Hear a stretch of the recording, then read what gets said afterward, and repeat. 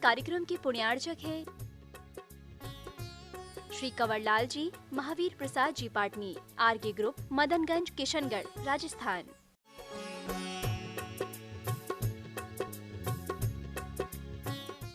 जय आचार्य श्री गुरुवर विद्यासागर महाराज की जय। परम पूजनीय निर्यापक श्रवण पूज्य श्री सुधा सागर जी महाराज की।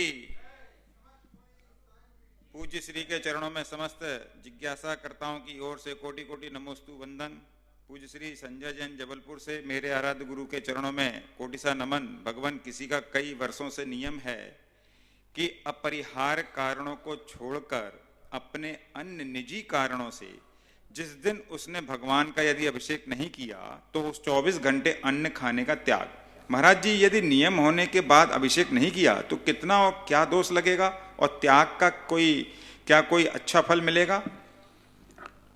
देखो, नियम तो नियम ही होता है। नियम लेते समय ही यदि आपने इस प्रकार की प्रतिज्ञा की है तो बराबर आपको जितना कर रहे हैं उतना पुण्य लगेगा, जितना नहीं कर रहे हैं उस दिन त्याग का पुण्य लगेगा, अभिषेक का नहीं।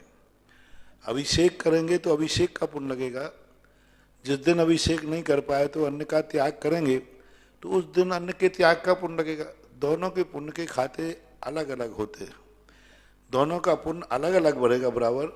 एक के करने से दूसरे का पुण्य लगे ऐसा नियम नहीं। उसका पुण्य अलग है और इसका पुण्य अलग है। और तुमने अपनी श्रद्धा की अभिव्यक्ति की है, कम से कम उस दिन नहीं करने पर अन्न का त्याग किया है, इससे तुम्हारे अभिषेक की जो पुण्य की क्रिया है उसके प्रति श्रद्धा का अतिरेक, श्रद्धा के कारण से आपके अभिषेक में पुण्य में बहुत ज़्यादा वृद्धि होगी। क्योंकि आपने अभिषेक को छोड़ा नहीं है, किसी कारण पर छोड़ने पर उसका आपने प्रायश्चित भी किया, अन्न का त्याग किया। ये आपके अभिषेक की महिमा को बढ़ाता है। तृप्ति जैन, मुजफ्फरनगर, नमोस्तु महाराज जी। आचार्य वट्टकेर जी महाराज कौन थे और यह किस काल में हुए हैं? आप भी इनके बारे में कई बार बताते हैं, और इनके द्वारा रचित कौन कौन से ग्रंथ हैं? आचार्य वट्टकेर कुंदकुंद भगवान के समकक्ष हुए। कई आचार्यों ने वट्टकेर को कुंदकुंद ही माना है। वट्टकेर का प्रवर्तकाचार्य, तो वट्टकेर का प्रवर्तक का अपभ्रंश या प्राकृत अपभ्रंश में वट्टकेर बन जाता है।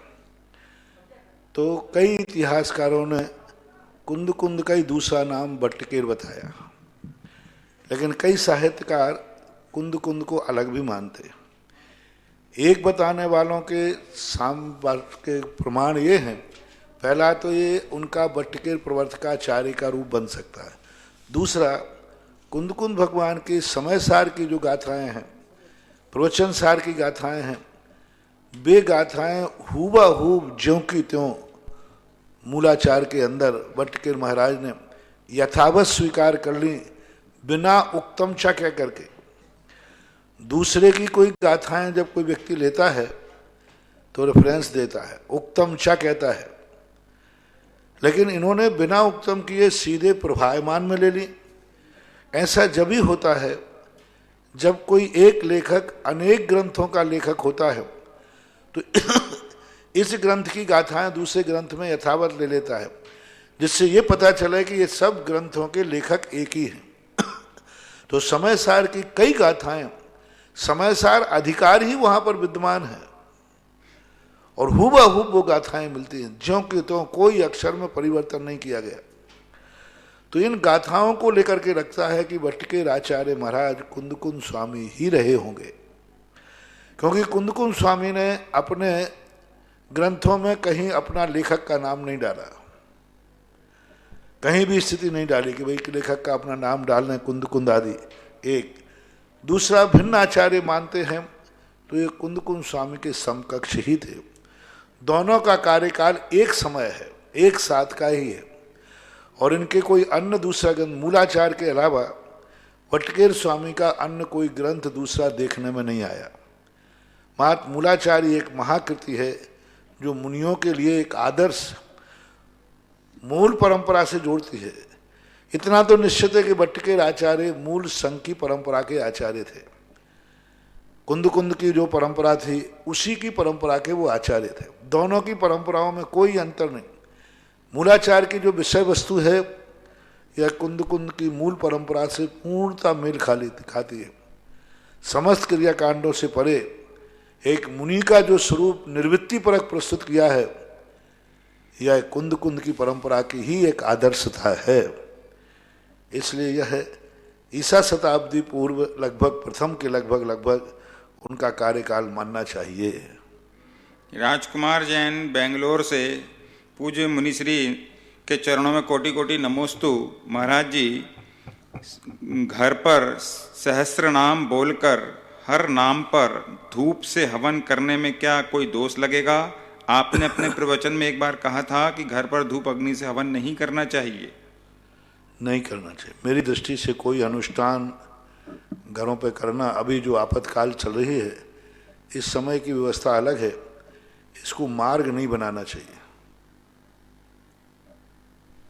डॉक्टर मगन जैन, श्रीमती चंदा जैन, आष्टा मध्य प्रदेश। पूज्य गुरुदेव को कोटि कोटि नमन। नृपभोग मंत्यम, अंत का कार्माण शरीर उपभोग रहित होता है। उपभोग किसे कहते हैं महाराज जी? कार्माण शरीर को निरुपभोग क्यों कहा गया? क्योंकि वो इंद्रिय का विषय नहीं है, वो इंद्रियों के काम नहीं आता। तेजस शरीर हमें देखने में आता है, शरीर में कांति, ऊर्जा आदि हमारी बहुत सारी क्रियाओं में सहयोग देता है, जठराग्नि आदि में जो ऊष्मा देता है। लेकिन कार्बन शरीर हमें ऐसा स्पष्ट रूप से कोई भोगने में नहीं आता। डायरेक्ट हमें कार्बन शरीर का कोई उपयोग नहीं होता। कार्बन शरीर पहले 9 कर्म की स्थापना करेगा, फिर बाद में आएगा। स्पष्ट रूप से कार्बन शरीर कभी भी इंद्रियों का विषय नहीं बनता, संसारी व्यक्ति के किसी काम में नहीं आता डायरेक्ट रूप से। इसलिए उसको निरुपभोग मंत्रम कहा, यानी कार्बन शरीर स्पष्ट रूप से हमारे भोगने में नहीं आता। ऐसा। डॉक्टर अंकित जैन, पुरवाल, सारंगपुर, मध्य प्रदेश। पूज्य गुरुदेव के चरणों में कोटि सा नमन। जिज्ञासा है, आचार्य भगवान द्वारा रचित पूर्णोदय दोहावली, उसमें 16वें नंबर का दोहा आया है, उसका अर्थ समझ में नहीं आ रहा। व्यास केंद्र या परिधि को बना यथोचित केंद्र, बिना हटाग्रह न रख तू निज में यथा जिनेन्द्र।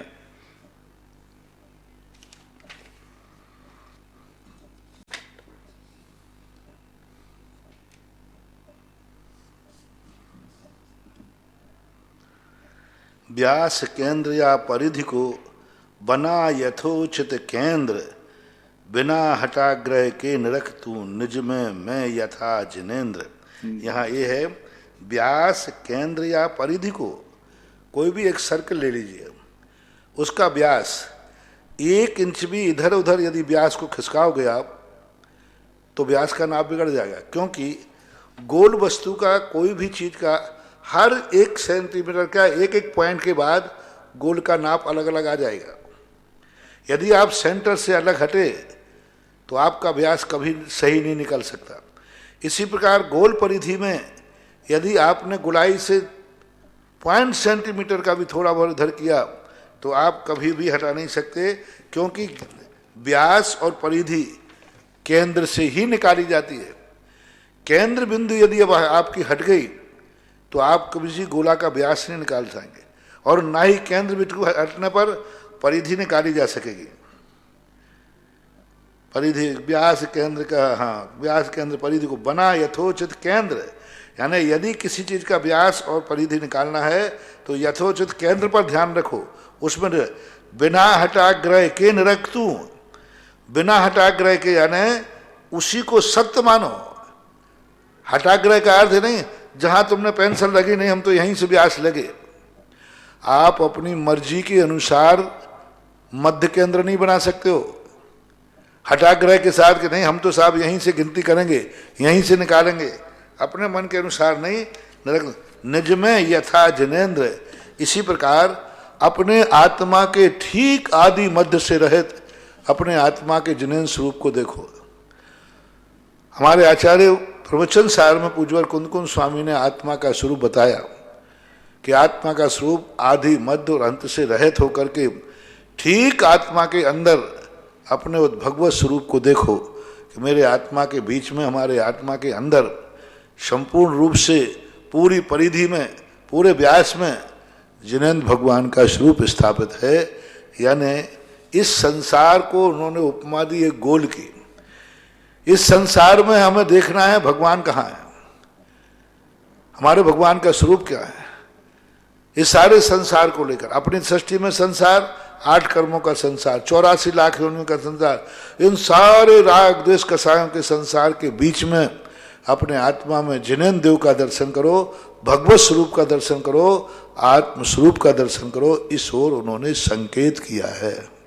भरतेश जैन, अंकुर कॉलोनी, सागर। नमोस्तु गुरुवर। आक्षेपणी, विक्षेपणी, संवेगनी, निर्वेगनी कथाएं क्या हैं, इन्हें संक्षेप में समझाएं। आक्षेपणी विक्षेपणी कथा वो कहलाती है असत्य का खंडन करना। ये आक्षेपणी, कोई असत्य बोल रहा है, असत्य दिख रहा है, असत्य सुनने में आ रहा है, असत्य, तो उस असत्य का खंडन करना, दूसरों के लिए, अपने लिए भी। मान लो दूसरा किसी असत्य का समर्थन कर रहा है तो हमें तर्क से, आगम से, न्याय से, परमत से, जनपद से, सब तरफ से उसके असत्य को खंडित करना, तुम गलत हो। स्वयं जब समझना है तो इसमें भी आक्षेपणी, अपने लिए भी। कोई चीज हमारे सामने गलत है, हमें निर्णय करना है तो हमारे लिए अपने मन को भी समझाना पड़ा, देखो तुम इसको तुम चाहोगे तो ये गलत है, तर्क से गलत है, आगम से गलत है, परमत से गलत है, स्वयं से गलत है। सब तरफ से असत्य का खंडन करने का नाम आक्षेपणी। विक्षेपणी का अर्थ होता है स्थापित करना, जैसे बने सारे दोषों को हटा करके सत्य को स्थापित करना, सत्य का मंडन करना, असत्य का खंडन, सत्य का मंडन। संवेगनी कथा वो कहलाती है वस्तु स्वरूप में जान करके छोड़ नहीं पाना। हम जान रहे हैं कि संसार में ये सब पाप है, बुरा है, अलग गलत है, लेकिन फिर भी छोड़ नहीं पा रहे। तो अंदर अंदर जो संवेग उमड़ता है, कितने बार कितने कार्य लोग करते हैं, बेमन से करते हैं, करना पड़ते, क्या करें, संसार में जीना है। कई बार दूसरे की मर्जी पर भी चलना पड़ता है, चलना पड़ता है, असत्य के साथ भी कई बार चलना पड़ता है। तो जब किसी चीज को अपन गलत समझते हैं लेकिन फिर भी हम उसको छोड़ नहीं पाते हैं, तो अंदर अंदर जो संवेग उत्पन्न होता है, अंदर अंदर अंतो अंतो डज्झामी जो होता है, अंदर अंदर जो पश्चाताप होता है, इसको संवेगनी कथा कहते हैं। जिनके माध्यम से ऐसी कथाएं पढ़ना, ऐसे लोगों को सुनना जिनसे अपने किए हुए दुष्कर्मों का पश्चाताप हो। कई बार कथाओं के प्रसंग पढ़ने पर अपने किए हुए पापों का पश्चाताप होता है, देखो मैंने भी तो ऐसे ही किया है, तो वो कहलाता है संवेगनी। वैराग्नी कथा कहलाती है छोड़ देना, जो गलत है उसका त्याग करो, जो हे है उसका त्याग करो। तो ऐसी कथा करना, ऐसा चिंतन करना जिसमें जो जो हमारे लिए हे है, अहितकारी है, उसको अपनी जिंदगी से अलग कर देना, छोड़ देना, नियम ले लेना, सब कुछ त्याग देना, ऐसा कहलाता है, ये वैराग्नी कथा कहलाती है। ये चारों कथाओं के माध्यम से व्यक्ति तत्व का निर्णय करता है, तत्व की दृष्टि को स्थापित करता है। महेंद्र जैन, पत्रकार, इंदौर से। गुरुवर नमोस्तु। गुरुदेव, मनुष्य का सबसे अच्छा साथी उसका सेहत है। यदि सेहत ने उसका साथ छोड़ा तो अन्य रिश्तों पर बोझ बन जाता है। महाराज जी, सेहत को ठीक रखने के लिए कई प्रकार के व्यायाम, योग, खान पान में नियंत्रण, संतुलन आदि कई उपाय बताए गए हैं, लेकिन धार्मिक दृष्टि से सेहत को दुरुस्त रखने के लिए किस प्रकार से पुरुषार्थ आवश्यक है? हमारे धार्मिक दृष्टि में तो सारे जितने भी हैं सब दुरुस्त सेहत के लिए ही है। शुरुआत से लेकर अष्टमूल गुण दिए गए, मध्य मधु मांस मत खाओ, ये सेहत के लिए नुकसानदायक है, बहुत नुकसान है। फायदे कम है, नुकसान ज्यादा है। तुम्हारी सेहत बनेगी, दूसरे की सेहत बिगड़ेगी। तुम्हारी सेहत बनेगी, थोड़ी बहुत बन भी जाएगी, लेकिन दूसरे की सेहत बिगड़ जाएगी। तो तुम दूसरे की सेहत बिगाड़ कर अपनी सेहत बनाओगे, कल तुम्हारी सेहत बिगाड़ कर कोई दूसरा सेहत बनाएगा, फिर इस सेहत को बना के क्या करेंगे? बड़ी मुश्किल से हमने दूसरों की जिंदगी बना करके मांसाहार आदि किया आपने और सेहत बना ली, लेकिन उस कारण से कल वो तुम्हारी जाकर के सेहत बिगाड़ देगा, तो तुम्हारी सारी बनी हुई सेहत चौपट हो जाएगी। इसलिए ऐसी सेहत के लिए जैन दर्शन कहता है। दूसरा, मकार आदि रात्रि भोजन त्याग कराया सेहत के लिए। आप डॉक्टर से पूछ लिए, अमर्यादित भोजन नहीं कर, मर्यादित भोजन करना, अमर्यादित नहीं करना। आज का विज्ञान कहता है एक्सपायर डेट, हर वस्तु की एक्सपायर डेट निश्चित करो। जैसे औषधि मात एक्सपायर डेट के बाद वो नुकसानदायक होती है, इसी प्रकार उपभोग में आने वाली वस्तुएं, आटा, दाल, चावल, घी, दूध, दही, पानी, सब कुछ ये मर्यादा के बाद, एक्सपायर डेट के बाद उपयोग करने में नुकसानदायक होती है। तो हमारे यहाँ जो मर्यादा गई है सब सेहत के लिए है। हमारे यहाँ का शुद्ध खाओ, हाथ पैर धो के खाओ, शुद्ध कपड़े पहन के खाओ, सेहत के लिए। दिन में खाओ, सेहत के लिए। अभक्ष मत खाओ, सेहत के लिए। भक्ष खाओ, अच्छे विचार रखो, सेहत के लिए। बुरे विचार करोगे सेहत को नुकसान होगा। अच्छा सोचो, सेहत के लिए। जितना अपन मन को स्वच्छ रखेंगे, पवित्र रखेंगे, टेंशन मुक्त रखेंगे, संतोष रखो, सेहत के लिए। क्रोध आदि कसाय मत करो, सेहत के लिए। जितना क्रोध आदि करोगे सेहत बिगड़ेगी। क्रोध मत करो, मान मत करो, सारे के सारे हमारा एक एक कड़ी, सब जितने भी हमारे जैन दर्शन के त्याग हैं, सब निश्रेयस और अभ्युदय दोनों सुख देने वाले, दोनों सुख देते। परमार्थिक सुख तो मिलता ही है, सांसारिक सुख भी मिलता है। आज सारे जगत ने मान लिया कोरोना के समय कि जैन सिद्धांत ऐसे ही समय के लिए बहुत कार्यकारी है। जो जैन दर्शन के अंदर हर चीज के अंदर व्याख्याएं थी, तो जैन दर्शन का हर क्रिया सेहत के लिए है, अभ्युदय सुख। एक भी आचार्य ने ऐसा नहीं कहा कि परमार्थ धार्मिक क्रियाएं मात्र निश्रेयस या परमार्थिक सुख का ही कारण है। अभ्युदय यानी सांसारिक सुख भी देते हैं। काया राखे धर्म, काया को स्वस्थ रखिए, हमेशा स्वस्थ रखेंगे और वो धर्म से ही रहेगी स्वस्थ, ऐसा ध्यान रखना। ऋषभ जैन, अंकुर कॉलोनी सागर, नमोस्तु गुरुवर। परिहार, विशुद्धि, चरित्र, मनः, पर्याय, ज्ञान, आहारक, द्विक, ये तीनों एक साथ एक ही मुनिराज को क्यों नहीं होते, समझाने की कृपा करें। नियोग है, उपयोगिता नहीं। अब जैसे मान लीजिए मना पर्याय ज्ञान है, आहार विशुद्धि, परिहार विशुद्धि, संयम नहीं होता, आहारक दुख नहीं होता। अब इनके संबंध में तो एक नियोग मान लेना चाहिए कि ये परस्पर व्याकर के दोनों एक साथ अपना कार्य नहीं कर सकते, यही मुख्य कारण है। कोई विशेष कारण आगम में स्पष्ट रूप से प्रदर्शित नहीं किया गया। हीरा जैन सागर से, नमोस्तु महाराज जी। जम्बू द्वीप का विस्तार 1 लाख योजन है। अभिषेक के समय जो सौधर्म इंद्र अयोध्या में ऐरावत हाथी पर बैठकर आता है, उसका विस्तार भी 1 लाख योजन है। जिज्ञासा यह है कि 1 लाख योजन विस्तार वाला हाथी अयोध्या में कैसे बनता होगा, कैसे उतरता होगा, जिज्ञासा का समाधान करें। जो ऐरावत हाथी होता है वो विक्रिया से बनता है। जब सौधर्मेंद्र अपने विमान से चलता है, वहां उसका आयकार 1 लाख योजन होता है। उसी प्रकार का 1 लाख योजन के ऊपर सौधर्मेंद्र ही अपनी विक्रिया भी उसी हिसाब से करता है। लेकिन जैसे जैसे वो नीचे आता जाता है, अयोध्या के पास आते ही वह उतना ही आकार धारण कर लेता है जितना आकार वहां के हाथियों का होता है। धीरे धीरे संकोच को प्राप्त हो सकता है, अन्यथा 1 लाख योजन का हाथी तो उतर ही नहीं पाएगा, क्योंकि मेरू नाभि में फंस जाएगी। क्योंकि जम्बू द्वीप जो है वो एक तरफ 45,000 के लगभग योजन पड़ता है, बीच में मेरू आ जाएगा। यानी कोई भी बीच में यदि अपना ये मेरू है और 1 लाख की कोई चीज नीचे उतरेगी तो ये मेरू उसकी नाभि में फंस जाएगा, उसके पेट में चला जाएगा। एक तरफ तो 45,000 ही है, 45,000 के बाद लवण समुद्र आ जाएगा। तो 1 लाख योजन का हाथी कभी अयोध्या में या जम्बू द्वीप, पूरे जम्बू द्वीप में भी नहीं उतार सकते, क्योंकि किसी भी तरफ हाथी को उतारोगे हर तरफ मेरू के चारों तरफ 45,000 योजन ही बचता है। 45,000 इधर, 45,000 इधर, 10,000 का मेरू, ऐसा 1 लाख हो पाता है। तो ऐसी स्थिति में वह हाथी ऊपर बन जाता है, क्योंकि ऊपर बनने में लवण समुद्र पे भी यदि उसका आकार चला जाए, आकाश में है। लेकिन जैसे जैसे वो नीचे आएगा अपनी विक्रिया को छोटी करते जाता है, क्योंकि वो अभियोग जाति के देवों की दीक्षा से बनता है। वो अपना जैसा जिस समय इंद्र भी ऊपर जब बैठा था 1 लाख पे, तब बड़ा बैठा था, जैसे अयोध्या में आएगा तो 7 हाथ का हो जाएगा। जहां वो महावीर स्वामी की जो काया है, महावीर स्वामी का जो आकार है, उतने प्रमाण हो जाएगा। ऐसा मानना चाहिए। द्रव्य छेद काल भाव के अनुसार वो अपने परिणामों को छोटा बड़ा कर लेता है।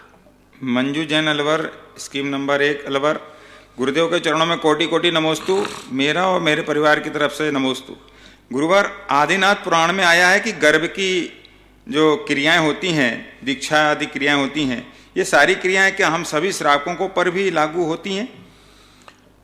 कर सकते हैं। कुछ क्रियाएं ऐसी हैं जो तीर्थंकरों को मुख्य रख करके की गई हैं, कुछ क्रियाएं बहुतायत आप लोग भी कर सकते हैं। महाराज श्री आदिनाथ पुराण का पेपर दें तो हमें समझ में नहीं आ रहा है कि हम क्या पढ़ाई किस प्रकार तैयारी करें, उसमें आएगा क्या क्या, हमें थोड़ा सा खुलकर बताएं। तो अभी तक कोई एक मॉडल पेपर भी नहीं आया।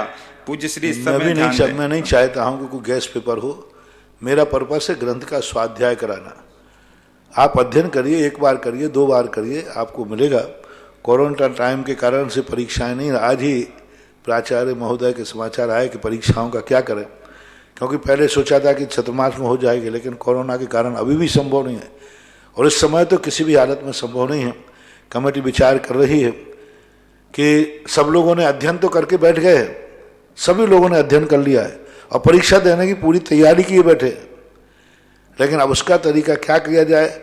ऑनलाइन करते हैं तो सभी जो स्वाध्याय बंधु महिला पुरुष हैं सभी ऑनलाइन परीक्षा नहीं दे पाएंगे, 10% 20% ही परीक्षा दे पाएंगे। अब इसका तरीका यही कर रहे हैं कि नए साल का कोर्स चालू कर देते हैं, परीक्षाएं आगे पीछे भी ली जा सकती है। कभी कभी ऐसा होता है कॉलेजों में कि रिजल्ट नहीं आता है तो उसको अगली क्लास में एडमिशन दे दिया जाता है। 1-2 पेपर मान लीजिए किसी कारण से आउट हो जाते हैं, आउट पेपर जाकर के जुलाई अगस्त सितंबर में होते हैं, तो फिर वो व्यक्ति की पढ़ाई तो जुलाई में चालू हो जाएगी। तो यूनिवर्सिटी वगैरह कॉलेज वगैरह ये करते हैं कि आप एडमिशन आगे क्लास में ले लीजिए, यदि आप पास हो गए तो आप आगे बने रहेंगे, फेल हो गए तो पुनः उसी क्लास में आ जाइए। तो इसी प्रकार से ये व्यवस्था बनाने की प्रयास चल रहा है। अभी मीटिंग चल रही है कि अगले साल की पढ़ाई का कोर्स चालू कर दिया जाए। परीक्षाएं जैसे ही कोरोना डाउन होगा वैसे ही परीक्षा ले ली जाएंगी, इस बात पर विचार कर रहे हैं। इसलिए चतुर्थ साल का कोर्स जो है, क्योंकि 3 साल हो गए, उस कोर्स की तैयारी है, वो आपको शीघ्र ही उपलब्ध होने वाला है। संस्थान से विधिवत घोषणा की जाएगी। सुनील जैन हांसी से, मेरे परम उपकारी महाराज श्री के चरणों में कोटि सा नमोस्तु। महाराज श्री जिज्ञासा है, जैन व्यक्ति नित्य यदि श्री जी का अभिषेक करता हो तो क्या उसे कोरोना हो सकता है? और जो जैन व्यक्ति श्री जी का अभिषेक नहीं करते और अभिषेक नित्य करना शुरू कर दें तो क्या वो कोरोना से बच सकते हैं? कोरोना कोई गारंटेड दवाई नहीं है, अभिषेक कोई गारंटेड दवाई नहीं है। एक बार गंगा जी नहा जाओ, फिर जाकर कुछ भी करते रहो, अभिषेक करके फिर धांधली बनाकर घूमते रहो, जो चाहे से छूते रहो, तो अभिषेक क्या करेगा? अभिषेक की क्रियाएं तुम्हें अनुशासन सिखाती हैं। दवाई ही काम नहीं करती, पथ्य भी करना पड़ेगा। धर्म देसी दवाई के समान होता है। देसी दवाई का अर्थ होता है कि दवाई के पहले पथ्य, पथ्य नहीं है तो दवाई का कोई मतलब नहीं। धर्म क्रिया ये कहती पहले तुम सावधान रहो, पथ्य करो, फिर शांति धारा करो तो शायद बच जाओगे। आकांक्षा जैन सिमरिया रहली से, नमोस्तु गुरुवर। अभिषेक के बाद आरती होती है तो उस आरती में क्या हम आचार्य भगवान की आरती कर सकते हैं? ये सब आपकी श्रद्धा के विषय हैं। पंच परमेष्ठियों का जैसा भी आप अपनी सुविधा समझे वैसा कर सकते हैं। मुन्ना लाल जैन सिमरिया रहली से, नमोस्तु गुरुवर। पद्म पुराण में आया है किम पाक फल के विषय से जो मनुष्य विमुख हो गए हैं, मैं उन सब महापुरुषों को मन वचन काय से नमस्कार करता हूं। महाराज श्री किम्पाक फल क्या है? ये किम्पाक फल आचार्य श्री बताया करते हैं, ये दक्षिण भारत का एक जंगली फल है, जो फल देखने में बहुत अच्छा लगता है, बहुत अच्छा लगता है। देखते ही फिर उसको छूने का भाव आता है, छूते ही उसकी इतनी अच्छी गंध होती है कि उसे सूंघने का भाव आता है। जैसे सूंघते हैं तो उसमें से ऐसी गंध आती है कि खाने का भाव आता है और व्यक्ति खा लेता है। बहुत अच्छा लगता है, लेकिन जैसे नीचे जाएगा पॉइजन फोड़ देगा, पॉइजन आ जाएगा और व्यक्ति मर जाता है, वो जहर के नशे में चढ़ जाता है। तो किंपाक फल के मान इस संसार के विषय कसायों को दिया है कि ये संसार के विषय कसाय भोग विलासताएं अच्छी लगती हैं, देखने में अच्छी लगती, फिर छूने का भाव आता है, फिर भोगने का भाव आता है, लेकिन जैसे इनको ग्रहण कर लेता है व्यक्ति अपने स्वरूप को खो देता है, अपने स्वरूप से विचलित हो जाता है। ऐसा संदेश जैन लखनऊ से, नमोस्तु महाराज जी, मेरी जिज्ञासा है कि जैन धर्म कर्म पर आधारित है, जैन धर्म कर्म पर आधारित है, सभी सुख दुख और मोक्ष प्राप्ति कर्म पर आधारित है। कर्म का इतना महत्वपूर्ण होते हुए भी कर्म को 6 द्रव्य 7 तत्व 9 पदार्थ में स्थान क्यों नहीं दिया? कृपया समाधान दें। कर्म पर आश्रित नहीं है, तुम्हारी करनी पर आश्रित है। हमने तो नहीं, जैन दर्शन कहीं कर्म पर आश्रित नहीं, आपकी करनी पर आश्रित है, जैसा करोगे वैसा भरोगे, इस पर आश्रित है। कर्म तो तुम्हारा सर्टिफिकेट है, कर्म तो तुम्हारा जेल है, कर्म तो तुम्हारा मकान है, कर्ता तो आप है। मतलब जैन दर्शन आपकी करनी पर, जैसा करोगे वैसा भरोगे। कर्म क्या चीज है? कल तुमने तो किया था कर्म, कल का पुरुषार्थ आज का भाग, आज का पुरुषार्थ फ्यूचर का भाग। तो त्रिकाली दृष्टि जब डालेंगे तो हमारा पुरुषार्थ, हमारी करनी, हमारी जो क्रियाएं हैं वे ही सुख दुख का कारण है, इसके अलावा कोई दूसरा सुख दुख का कारण नहीं है, ऐसा मानना चाहिए। और 7 तत्व में आश्रव तत्व, बंध तत्व, 7 तत्व के अंदर आया है कर्म, आश्रव तत्व, बंध तत्व, कर्म, शंबर, निर्जरा, ये 4 तत्व तो कर्मों से रिलेटेड ही हैं। 4 तत्व हैं, 7 तत्व होते हैं, जीव, अजीव और मोक्ष, आश्रव बंध तन। और ये जो 3 तत्व हैं ये तो ठीक है, बंध की वक्षा से गौण है, लेकिन आश्रव, बंध, शंबर और निर्जरा, ये 4 तत्व तो कर्म से ही संबंध रखते हैं, ऐसा। सौ स्नेहल भाऊ साहेब पाटिल, पुणे महाराष्ट्र। मेरे आराध्य भगवान के चरणों में मेरा और मेरे परिवार का अनंत कोटि नमोस्तु। मेरी जिज्ञासा, नंदीश्वर विधान हम अष्टमी चतुर्दशी कर सकते हैं या अष्टानिका में ही करना चाहिए? कर सकते हैं, कभी भी कर सकते। एकता जैन, सूरत, गुजरात। नमोस्तु गुरुदेव, मेरा प्रश्न है, रत्नत्र निधि और धरे अरु निर्ग्रंथ त्रिकाल मारियो काम खबीस को स्वामी परम दयाल, इसमें जिज्ञासा है कि मारियो काम खबीस का अर्थ क्या है? मारो काम खबीस यानी राक्षस, दैत्य। खबीस बोलते दैत्य को। एक काम रूपी दैत्य ऐसा है जो कि अच्छे अच्छे व्यक्तियों के लिए विचलित कर देता है, भयभीत कर देता है, ऐसा है खबीस यानी दैत्य। सार्थक जैन, कृष्णपुरी, मुजफ्फरनगर। महाराज श्री नमोस्तु। महाराज जी, अगर हमने किसी को पैसे उधार दिए हैं और वह हमारे पैसे नहीं दे रहा है और हमने बहुत टाइम बाद झूठी आवश्यकता बताकर पैसे वापस ले लिए, तो हमें उसका पाप लगेगा क्या? नहीं लगेगा। पर कब नहीं लगेगा? यदि तुमने किसी के पैसे लिए हैं और तुमने, उसने किसी प्रकार धमकी देकर तुमसे पैसे ले लिए, तो आपसे पूछता हूं उसको पाप लगेगा कि नहीं लगेगा? कुछ प्रश्न ऐसे हैं जो हम दूसरे के संबंध में नहीं कह सकते, क्योंकि आजकल मेरे ऐसे प्रश्नों के जवाब ऐसे ही देना शुरू किए, क्योंकि प्राय सब लोग दूसरों के द्वारा दूसरों को नीचा दिखाना चाहते, दूसरों से कहना चाहते कि वो पापी है, उसने धोखा देकर अपना पैसा लिया। तो उसने कोई गलत नहीं किया, ठीक किया। आपसे पूछ रहा हूं मैं, आपने किसी से पैसे लिए थे और आप दे नहीं रहे थे, तो उसने झूठ बोलकर कैसी प्रकार की अपनी तकलीफ बताकर, देखो मैं बीमार हूं, मैं मर रहा हूं, मैं कर, कैसा भी मायाचारी करके वो पैसे ले लिए। बाद में आपको पता चला कि इसके मायाचारी करके अपने पैसे लिए, पैसे तो उसी के थे, ले लिए। तो आपकी दृष्टि में जिसने आपके साथ मायाचारी करके पैसे ले लिए, वो व्यक्ति आपकी दृष्टि में कैसा है? उसने अच्छा किया, कैसे भी करके अपना पैसा निकाल लिया, या उसने बुरा किया, तुम्हें धोखा देकर पैसा ले लिया, आप क्या कहेंगे?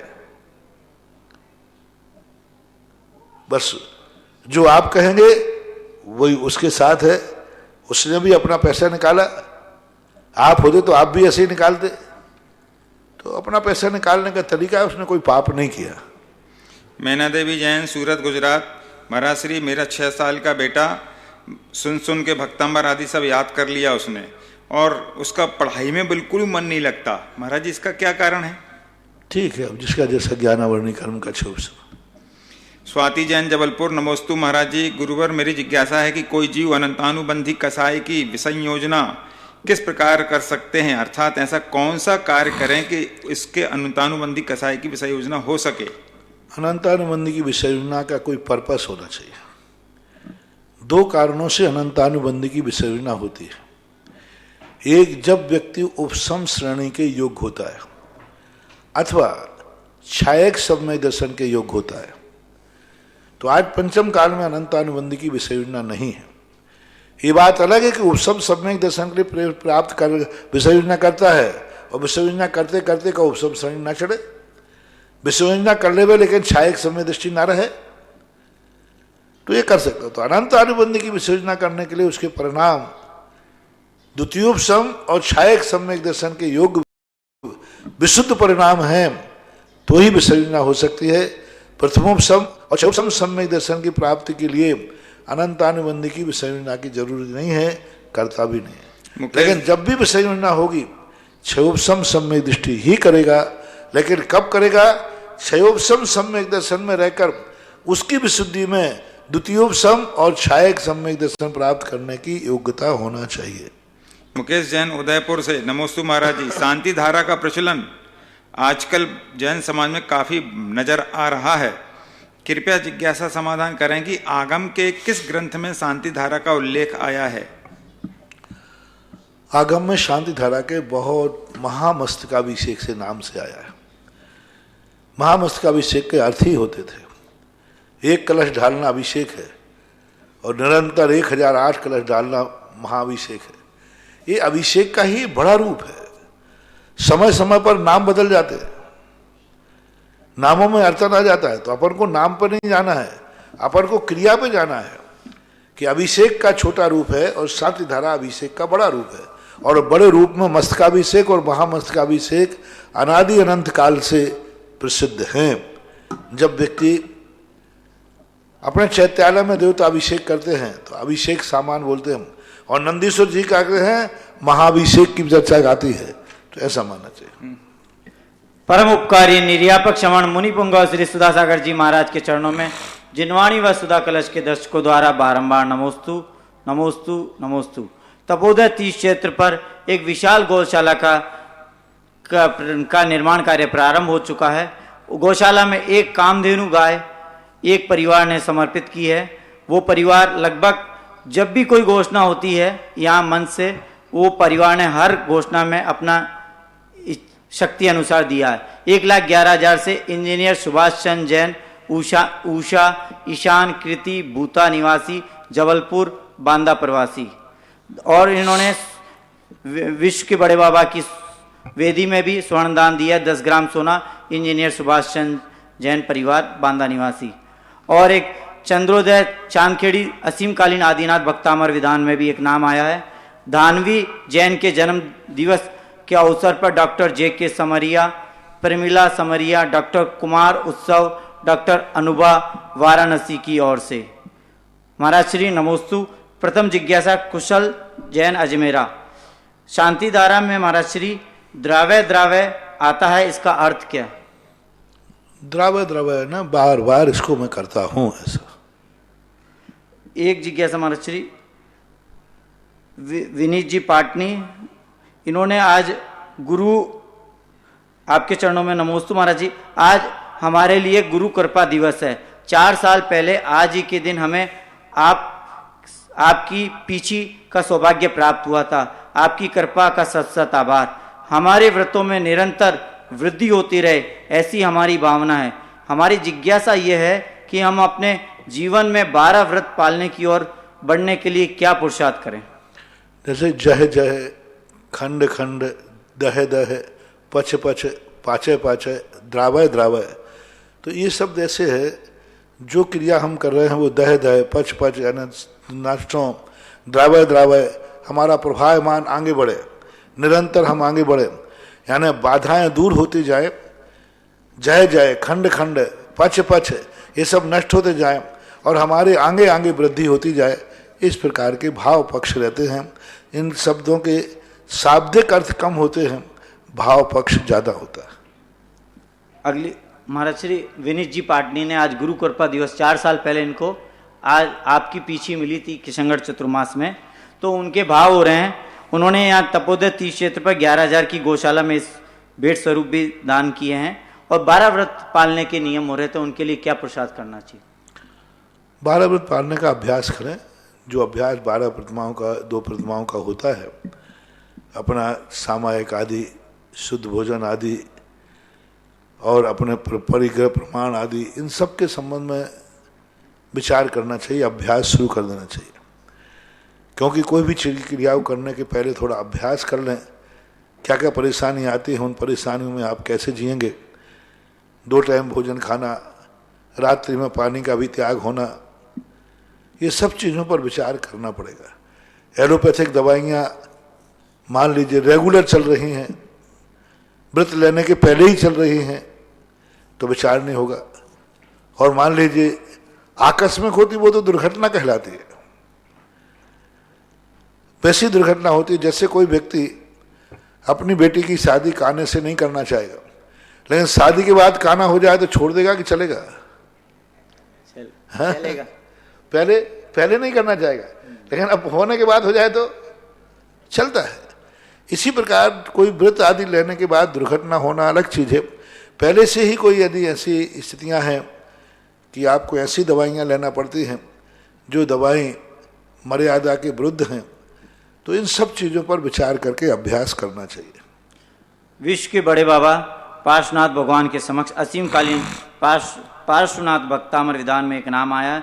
श्रीमती कांता देवी, भागचंद जी, अनूप, रेणु, संजय, ममता, सुरेंद्र, विनीता, रजत, अनुजा, अनुबा, रिया, काजल, सिद्धार्थ, कुशाल सेठी परिवार, सूरत निवासी।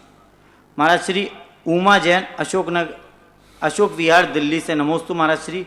जब शांति धारा होती है तो धारा झारी से निकलती है, उस पर ध्यान केंद्रित करना चाहिए, या जो मस्तिष्क से होकर हृदय कमल पर जाती है उस पर ध्यान केंद्रित करना चाहिए? धारा को आप लोग जब गिरती है उसको देखते हुए धारा को, दोनों चीजें देखो ना, मुद्रा भी देखो, धारा भी देखो, एक साथ उसमें क्रम बनाइए।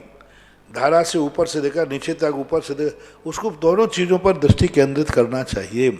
वैसे धारा पर केंद्रित करना एक अपने आप में बहुत बड़ी शांति का प्रतीक होता है, लेकिन उपलब्धि चाहिए है तो धारा के भगवान की मुद्रा पे आप ध्यान दीजिए, और मुद्रा पे जल भी आ रहा है, धारा भी दिख रही, दोनों चीज़ें दिखती जाएं, ऐसी स्थिति देखनी चाहिए। इनकी दूसरी जिज्ञासा है, क्या अरहंत आचार्य, उपाध्याय और साधु आज भी 170 कर्म भूमियों में आज भी विचरण करते हैं? हाँ, करते हैं। जितनी भी कर्म भूमियाँ हैं, अरहंत को छोड़ करके 5 और शेष जो परमेष्ठी हैं, आचार्य, उपाध्याय, साधु, पूरे 170 भरत क्षेत्र में, ऐरावत क्षेत्र में, विदेश क्षेत्र में सदा विद्वान रहते हैं। अभी इस काल में तो हैं, छठा काल एक आएगा उसमें वहाँ पर 10 कर्म भूमियों में कम हो जाए, 5 भरत और 5 ऐरावत। बंटी गदिया अजमेर से। महाराज श्री नमोस्तु। परघात प्रकृति को पुण्य प्रकृति क्यों कहा गया है, जबकि इसमें तो दूसरों का घात होता है? जब तक तुम्हारे में ताकत नहीं आएगी तो मारोगे कैसे? दूसरे के घात करने के लिए ताकत तो चाहिए, पुण्य तो चाहिए। वो गया पीटने के लिए, वो पिट के आ जाएगा यदि ताकत नहीं होगी तो। मैंने एक दिन कहा था ना, संसार के जितने पाप हैं उन करने के लिए भी तो पुण्य चाहिए। शरीर में ताकत ही नहीं होगी तो तुम क्या करोगे? तो जितना भी पाप होते हैं सब पुण्य कर्म के उदय से होते हैं। दूसरे व्यक्ति को कैसे मार सकेगा जब तक यदि ताकतवान नहीं होगा तो, और ताकत पुण्य से आती है, ऐसा मानना चाहिए। साक्षी जैन जतारा। नमोस्तु महाराज श्री।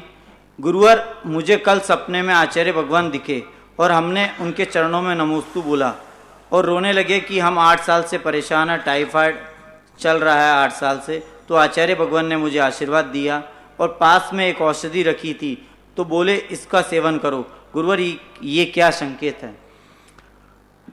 मैं इन सब बातों को उजागर नहीं कर सकता, क्योंकि आपका स्वप्न किस प्रकार का है, भय से आया है, श्रद्धा से आया है, किसी बीमारी से आया है, स्वप्न के लिए बहुत बड़ा विधान है, समय, द्रव्य, क्षेत्र, काल, भाव, आपकी क्वालिटी कैसी है, आपकी विशुद्धि कैसी है, आप निरंतर विशुद्ध भाव से रहते हैं या नहीं रहते, बहुत सारी बातें होती है।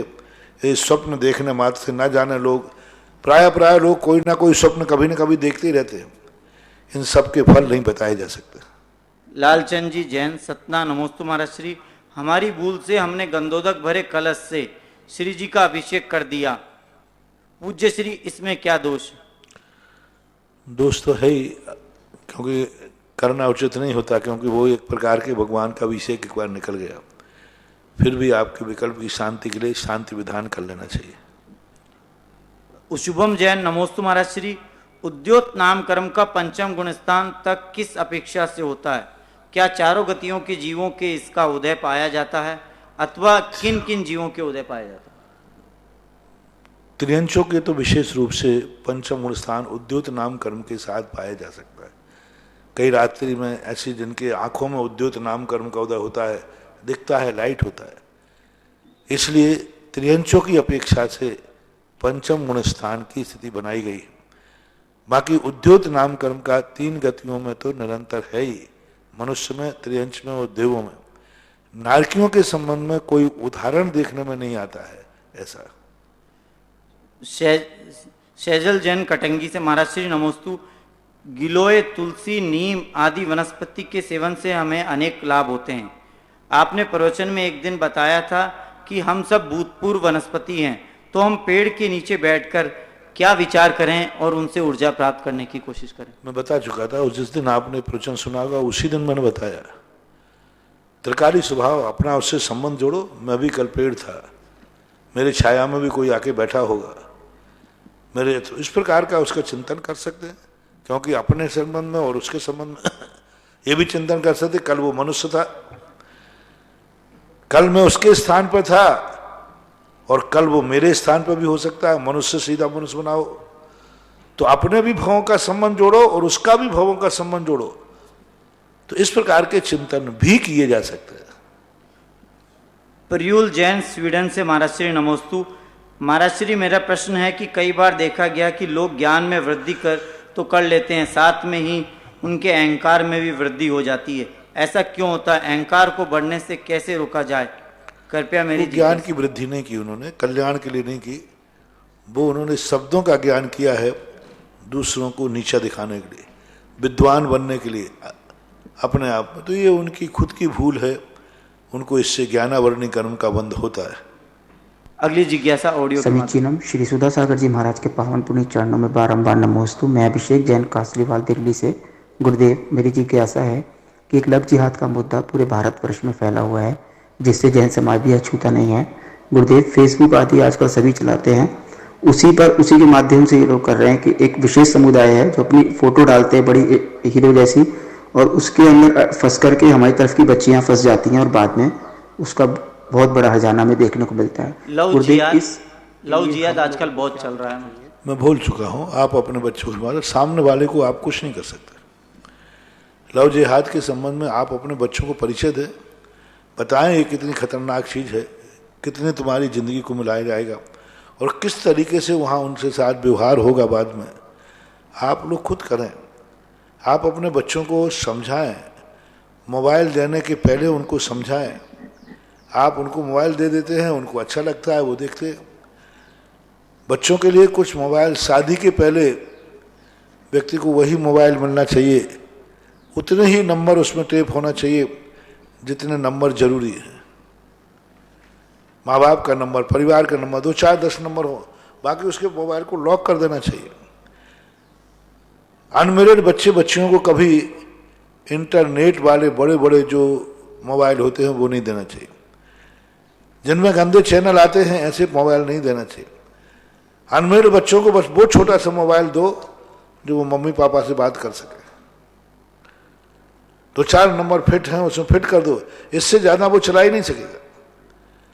महाराज वो जाकर के उस पर चला जाएगा बूथ पे इतना नहीं जा सकता, इतना वहाँ नहीं कर सकता, कितना करेगा? वहाँ तो पैसा अलग ढंग से लगता है। तो अनमेरिड बच्चों के लिए ये बड़े बड़े मोबाइल मत दो, 50,000, 25,000, 20,000 जन्मदिन पर मोबाइल दे रहा है, ये दे रहा है। यही तुम्हारा नाश हो रहा है। बच्चों के लिए जो आप महंगे मोबाइल दे रहे हैं, जिनमें सभी प्रकार के चैनल आते हैं, ये चैनल तुम अपने बच्चे के लिए मोबाइल नहीं दे रहे हो, लाड़ प्यार नहीं कर रहे हो, उसकी जिंदगी बर्बाद कर रहे हो।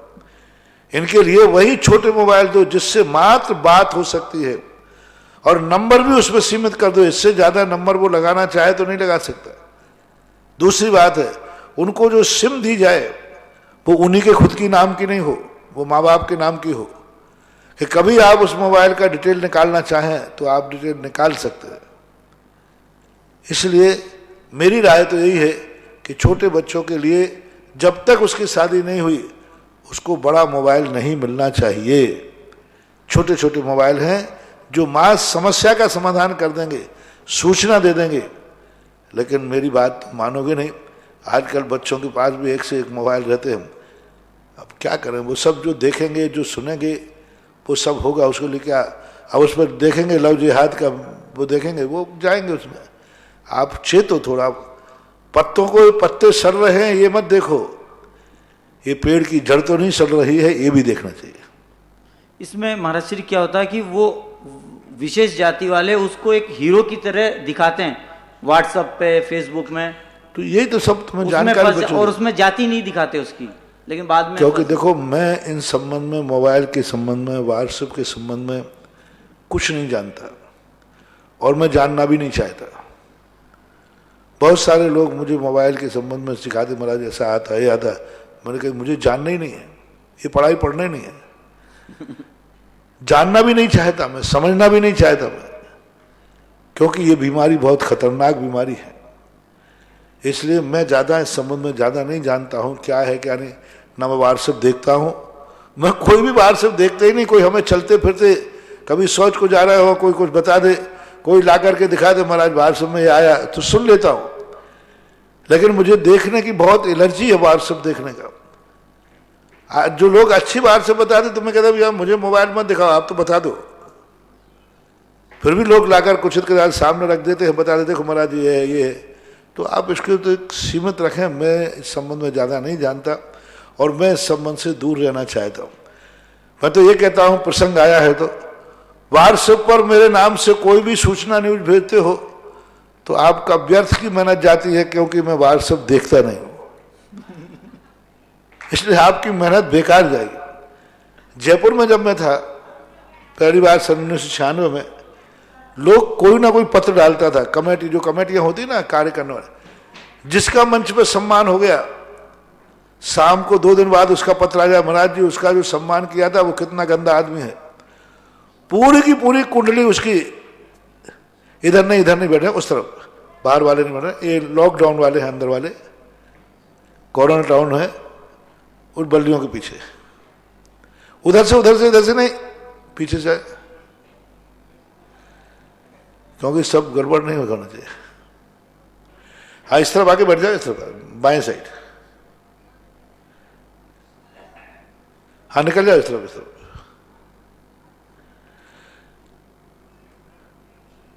तो इस प्रकार की स्थिति को लेकर के तो भेजते, तो मेरे वहां जाकर के लोग, मैं परेशान, पत्र कोई जिस किसी के सामने पत्र, 1996 जयपुर की घटना, 96 की बात, किसी का भी सम्मान हो, कोई ना कोई उसका विरोधी होते ही है। महाराज जी कल उसका सम्मान हुआ था, उसकी ऐसी स्थिति है, उसका ऐसा व्यक्ति है, वो बहुत गंदा व्यक्ति है, बहुत। फिर मैं परेशान हो गया। तो 1 महीने के बाद मैंने मंच से घोषणा की, मैंने कहा भाई मैं आज सारी समाज के सामने नियम लेता हूं, इस चातुर्मास में जितने डाक से पत्र आएंगे वो मैं नहीं पढ़ूंगा। अब तुम्हारा 1 रुपये, 2 रुपये, 5 रुपये का लिफाफा अंतरदेशी व्यर्थ जाएगा, मत भेजना। जब ये घोषणा की फिर पत्र आना बंद हो गए। ऐसे में कहता हूं व्हाट्सएप वालों, मैं पढ़ते ही नहीं हूं व्हाट्सएप, देखते ही नहीं, तुम कुछ भी बकते रहो। व्हाट्सएप पे जो समाचार भेजते हैं मैं उनको जानता ही नहीं हूं। मैं समझता हूं कि ये कुत्ते भौंक रहे हैं, भौंकने दो। जब मेरी दृष्टि में ये है कि व्हाट्सएप पे जो भी विरोध में भेज रहे हैं वे सब कुत्ते भौंक रहे हैं, हम कुत्ते की आवाज सुनेंगे क्यों? क्योंकि हमें तो जिनेन्द्र देव की सुरीली आवाज आती है, तो फिर मैं ये क्यों सुनूं? अगली जिज्ञासा ऑडियो के माध्यम। नमोस्तु गुरुदेव। मैं रवब काला सूरत से मेरे और मेरे परिवार की तरफ से पूरे संघ को 3 बार नमोस्तु नमोस्तु नमोस्तु। गुरुदेव, मेरी जिज्ञासा है कि जैसे हमारा हर दिन अच्छा जाता है, हर काम अच्छा होता है और शांति रहती है, तो हमें भगवान को कैसे धन्यवाद देना चाहिए? कृपया जिज्ञासा का समाधान करें। नमोस्तु गुरुदेव, नमोस्तु। उनकी भक्ति से, उनकी आराधना से, उनकी पूजा से धन्यवाद दे सकते हैं। ऑडियो के माध्यम से अगली जिज्ञासा। निर्यापक श्री 108 मुनि सुधा सागर जी के चरणों में मेरे परिवार और मेरी ओर से सशक्त नमन। मुनि श्री के चरणों में जिज्ञासा है कि मोहिनी कर्म सबसे प्रबल है, इस कर्म से किस प्रकार छुटकारा मिल सकता है? कृपा। हम मोहिनी कर्म से तो दोए काम नहीं होए सयाने, विषय मोक्ष और विषय भोग और मोक्ष पयान। कैसे बताऊं तुम्हारी गृहस्थियों में? यदि गृहस्थी में मोहिनी कर्म को विजय प्राप्त कर लेते या संसार विषय सुख होता, तीर्थंकर क्यों त्यागे, काहे को शिव साधन करते, संयम सो अनुरागे। काय को त्यागते यदि गृहस्थ अवस्था में सबको छूट जाता तो इसलिए इन सब मोहिनी कर्म की प्राप्ति के लिए तो मोक्ष मार्ग पर लगना पड़ेगा। पंडित साहब छेढाला गाना लिखा ना कि यदि तुम मोहिनी कर्म को जीतना चाहते हो, आत्मा का हित चाहते हो, तो आत्म को हित है सुख सो सुख, आकुलता बिन कहिए, आकुलता शिव माही न ताते, शिव मग लाग्यो चाहिए। मोहिनी कर्म को जीतना है जो आकुलता पैदा करता है, तो शिव मार्ग में ही लगना पड़ेगा। इसके बिना कोई दूसरा रास्ता न था, न है, न रहेगा। जिस बिना नहीं जिन राज सीजे, तू रोलो एक कीच में, एक घड़ी मत बिसरो करो, आयु यम मुख बीच में। जिस बिना नहीं जिन राज सीजे, तू रोलो जग कीच में। जिनेंद्र भगवान भी जिसके बिना कोई रास्ता नहीं पा पाए, तो फिर दूसरे लोग कैसे पा पाएंगे? ऐसा पूज्यवर के चरणों में मैं प्रियंका जैन अपना, अपने परिवार का और समस्त हरिनगर दिल्ली जैन समाज का नमोस्तु निवेदित करती हूँ। हे मुनिवर, मेरी जिज्ञासा कल के जिज्ञासा समाधान से है, जहाँ आपने समझाया कि अभय कुमार ने राजकुमारी चेलना का अपहरण पितृभक्ति के कारण किया था, जबकि वह बुद्धिमान था। पर मुनिवर, कुछ समय पहले आपने धर्म करते समय विवेकपूर्ण रूप से करना चाहिए, इस संदर्भ में एक प्रसंग सुनाया था कि एक श्रावक अपने गुरु का अनन्य भक्त था। जब गुरु ने उससे पूछा तुम मेरे लिए क्या कर सकते हो, तब उसने गुरु से कहा कि मैं आपके अपने प्राण भी न्यौछावर कर सकता हूँ। तब गुरु ने उससे पेड़ से एक पत्ता तोड़ने के लिए कहा और वह तोड़ लाया। गुरु ने उस पत्ते को फिर से पेड़ से जोड़ने के लिए कहा, तब वह अचंभित रह गया। तो गुरु ने उससे कहा कि भक्ति करो पर विवेक मत खो। तो गुरुजी, इन दोनों प्रसंगों के भावों में क्या अंतर है? कृपया समाधान करें। दोनों में देखो, एक बात है, हो सकता है अभय कुमार ने यह भी सोचा हो कि मेरा पिता मिथ्या दृष्टि है, बिगड़ा हुआ है, यदि चेलना आ जाएगी तो शायद इनकी जिंदगी संभल जाएगी, शायद इनको समझ में आ जाएगा। कई बार आप लोग अपने घर का सदस्य बिगड़ता है तो उसको अच्छे लोगों की संगति करना चाहते हैं। अच्छे लोगों की संगति के कारण से इनके मन में कुछ सुधार आएगा। एक व्यक्ति को साथी चाहिए। आप लोगों के लोक व्यवहार में कहते हैं ना, कई बार बुरे लोगों के जीवन को सुधारने में किसी ना किसी उस समय उनकी स्त्री का हाथ होता है, नारी का हाथ होता है। शास्त्रों में ऐसे बहुत सारे उदाहरण मिले जिन्हें नारियों ने अपने बेटों को, अपने पतियों को सुधारा है। तो ये घटना ऐसी मानना चाहिए कि कुछ समय उसने क्या सोचा, क्या नहीं सोचा, ये सब तरफ से विचारनी बातें हो जाती हैं। और दूसरी बात है, ये मार्ग नहीं कहलाते, ये अपवाद मार्ग कहलाते। इनको हम मार्ग नहीं कहेंगे कि सभी लोग ऐसा करें, नहीं, ये दुर्घटनाएं हैं। लेकिन दुर्घटना घटे तो घट जाए, लेकिन बाद में दुर्घटना के बाद सुघटना होना चाहिए। ऐसा नहीं कि दुर्घटना घट गई तो बस सुघटना नहीं हुई। वो दुर्घटना घटी, लेकिन बाद में जाकर के सैनिक को परिवर्तित किया, छायक सम्य दृष्टि बनाया, तीर्थंकर प्रकृति के बंध तक का निमित्त बन गया। यदि ऐसी संभावनाएं हो तो दुर्घटना, गिरना बुरा नहीं है, लेकिन गिरने के बाद सोने का बिस्कुट उठाओ तो 5 रुपए का तेल गिराओ तो कोई बाधा नहीं है। तुम गिर गए, 5 रुपए का तेल लेके आ रहे थे और गिरने के बाद गिरे तो वहां सोने का बिस्कुट मिल गया, तो पिताजी खुश हो गए कि कोई बात नहीं बेटा, तेल गिरा दिया, बिस्कुट लाया। तेल भी गिराया, वो कांच माथे पे भी लगा और मिला कुछ नहीं। बस ऐसी दुर्घटनाएं, ऐसे केस नहीं करना। आज के समय पे ऐसी दुर्घटनाएं केस कोई करेगा तो वो उसकी जिंदगी को ही खराब करेगा, क्योंकि आज वो क्षमताएं नहीं हैं कि तुम जाकर के उस ससुराल में जाकर के सबको अपने पक्ष में लेकर और धर्म मार्ग पे चला लो। अगली जिज्ञासा ऑडियो। गुरुदेव के चरणों में कोटि कोटि शत नमोस्तु। मेरा मेरे परिवार की ओर से, पूरे ब्रह्मांड की ओर से जगत पूज्य मुनि पुंगव निरापचार श्री सुधा सागर जी महाराज के कोटि कोटि नमोस्तु। गुरुदेव, एक जिज्ञासा थी आपके समझ रखना चाहता हूँ, इसका समाधान गुरुदेव आप करिएगा। गुरुदेव, छोटे बच्चे जो 8-9 माह के, 7-8 माह के बच्चे रहते हैं, इनको आजकल सब ये समस्या देखने में आती है कि इनको नजर लग जाती है। तो गुरुदेव मैं पूछना चाहता हूँ, नजर नाम की कोई चीज होती है कि हमने ऐसे ही अपने दिमाग में भ्रम पाल रखा है?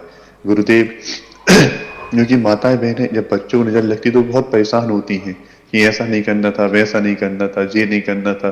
तो गुरुदेव, ये नजर है क्या? हम आपके माध्यम से जानना चाहते हैं ये नजर क्या होती है। इस हमारे यहाँ एक 3 विद्याएं होती है, समझ गया मैं। यंत्र, मंत्र और तंत्र, ये 3 होते हैं। यंत्र आप जानते हो, जो सब गाड़ी घोड़ा आदि यंत्र। मंत्र एक आध्यात्मिक धार्मिक प्रक्रिया है। तंत्र जो एक है, तंत्र विद्या भी एक विद्या है, जो कि एकमात्र साइकोलॉजी इफेक्ट होता है। और साइकोलॉजी इफेक्ट का आज झूठा इफेक्ट नहीं है, वो सही है। मान लीजिए किसी व्यक्ति ने आपसे बोल दिया कि आपको कल एक डाकू ढूंढ रहा था, इतना शब्द सुनते ही आपको पसीना आ जाएगा। अभी डाकू देखा नहीं, मस्तिष्क में डाकू आया, मस्तिष्क में। इसी प्रकार से कई तंत्र विद्या के माध्यम से व्यक्ति कभी अपनी सोच, अपनी दृष्टि से सामने वाले को प्रभावित करता है। इसका वर्णन लोक व्यवहार में, शास्त्रों में भी देखने में आता है। बड़े प्राचीन काल से भी लोगों में लोक व्यवहार में देखने में आया। धार्मिक दृष्टिकोण तो इसमें दिया नहीं गया, लेकिन लोक व्यवहार में बहुत पुराने समय वर्तमानों की कथाओं में भी इसका उल्लेख मिलता है। लेकिन कोई सैद्धांतिक रीजन नहीं मिल रहा, लेकिन प्रभावकारी है, इसको हम नकार नहीं सकते। तंत्र विद्या भी एक विद्या है, उसको नकार नहीं सकते। ये बात अलग है कि उस तंत्र विद्या के संबंध में जानकारी होना बहुत जरूरी है। जिस ढंग से वो आती है उसी ढंग से चली जाती है बीमारी। भावनात्मक ढंग से आती है और भावनात्मक ढंग से चली जाती है। बस भावना ढंग, मतलब उसने प्रवेश किया भावनात्मक रूप से, भावनात्मक ढंग से मिर्ची ले लेते हैं, करके यूं डाल देते, जूता ले लेते हैं, जूते से झाड़ देते, झाड़ू से झाड़ देते, तो वो जाती भी उसी तरह से है, ऐसा मानना चाहिए। अगली जिज्ञासा महाराज श्री के चरणों में त्रिकाल बार नमस्तु। महाराज श्री, मैं संतोष जैन भोपाल से। महाराज श्री, मेरी शंका ये है कि 5 परमेष्टि में सिद्ध परमेष्टि बड़े हैं, उसके बाद भी उनको क्रम में दूसरे नंबर पर क्यों लिया गया है? अनंत परमेष्टि को प्रथम नंबर पर क्यों लिया गया है? कृपया समाधान करना। नमस्ते। भक्ति का छोटा बड़ा नहीं देखा जाता, भक्ति में उपकारी देखा जाता है। भक्ति का सिद्धांत है, ध्यान में हम बड़े को पहले रखते हैं, लेकिन भक्ति में हम उपकारी को पहले रखते हैं। तो अनंत भगवान हमारे सबसे बड़े उपकारी रहे, उन्होंने ही सिद्धों को बताया, उनके माध्यम से हम सिद्धों को जान पाए। इसलिए भक्ति नमोकार मंत्र एक उपासना मंत्र है, और उपासना मंत्र एक भक्ति का मंत्र है। इसलिए भक्ति में उपकारी को पहले रखा जाता है। आगे जाके देखो ना, भक्ति में आपने कह दिया ना, वैष्णव दर्शन में गुरु गोविंद दो खड़े किथा के लागू पाओ, बलिहारी गुरु आपके गोविंद दियो बताए आदि। तो गुरु से भी गोविंद से बड़ा गुरु हो गया। जैन शास्त्रों में भी आया, गुरु की महिमा वर्णी न जाए, गुरु नाम जपो मन वचन का। अनंत की महिमा बढ़ नहीं जाएगी, सिद्धों की महिमा बढ़ नहीं जाएगी, लेकिन गुरु की बात आई तो कह उनकी महिमा में क्या हूं, उनकी महिमा तो अनंत है, इन्हीं ने हमें अनंत के पास भेजा। ऐसी स्थिति में एक व्यक्ति की कथानक आती है कि एक व्यक्ति ने एक कुत्ते को नमोकार मंत्र सुनाया और नमोकार मंत्र सुनाकर के उसके परिणाम होकर के वो स्वर्ग में गया। और एक दिन वो उनकी वंदना करने के लिए आता है तो वही एक श्रावक जो उसने उनको सल्लेखना कराई थी, नमोकार मंत्र बताया था, और वहीं दूर में जाकर मुनिराज बैठे थे। वो देव अपने दूसरे देवों के साथ निकलते हुए गया तो उसने महाराज को वंदना के पहले उस श्रावक को वंदना की। तो दूसरा देव पूछता है कि आप मुनिराज बड़े हैं, इन श्रावक की वंदना क्यों कर रहे हो? तो उसने कहा इसी श्रावक की बदौलत है कि मैं गुरु को पहचान पाया, नहीं तो मैं तो इनको भी नहीं पहचानता था। गुरु का स्वरूप मुझे इन्होंने बताया, इसलिए पहले मैं उपकारी की वंदना करता हूं। तो ये भक्ति के रूप में ऐसा चलता है कि भक्ति में सदा उपकारी को ध्यान रखा जाता है, पद को नहीं।